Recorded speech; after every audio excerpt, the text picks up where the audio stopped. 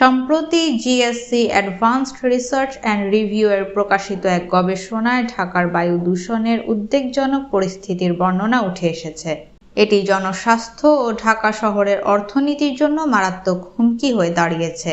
চলতি বছরের ফেব্রুয়ারি থেকে এপ্রিল পর্যন্ত পরিচালিত এই গবেষণায় উল্লেখ করা হয়েছে, ঢাকায় বস্তুকণার ঘনত্ব জাতীয় নিরাপত্তা নির্দেশিকার তুলনায় ক্রমাগত বেশি থাকে। বিশেষ করে শীতকালে এর মাত্রা থাকে প্রতি ঘনমিটার বাতাসে 165 থেকে 175 মাইক্রোগ্রাম পর্যন্ত, যা অনুমোদিত সীমার চেয়ে উল্লেখযোগ্য হারে বেশি। অন্যদিকে বর্ষাকালে বস্তুকণার ঘনত্ব কিছুটা কম থাকে। এ সময় গড়ে প্রতি ঘনমিটার বাতাসে এর পরিমাণ 30 থেকে 35 মাইক্রোগ্রাম থাকে। বস্তুকণার এই মাত্রা শ্বাসযন্ত্রের স্বাস্থ্য, বিশেষ করে দুর্বল জনগোষ্ঠীর জন্য মারাত্মক ঝুঁকি তৈরি করতে পারে।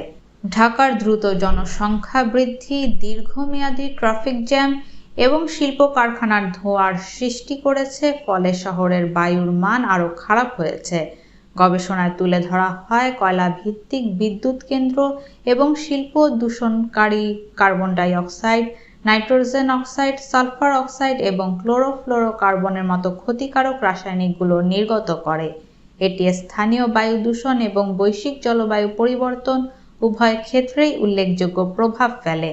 অতীতে কার্বন নিঃসরণ কমানোর কিছু প্রচেষ্টা থাকলেও গবেষণায় দেখা গেছে, ঢাকাবাসীর টেকসই ভবিষ্যৎ নিশ্চিত করতে আরও অনেক কিছুই করা দরকার।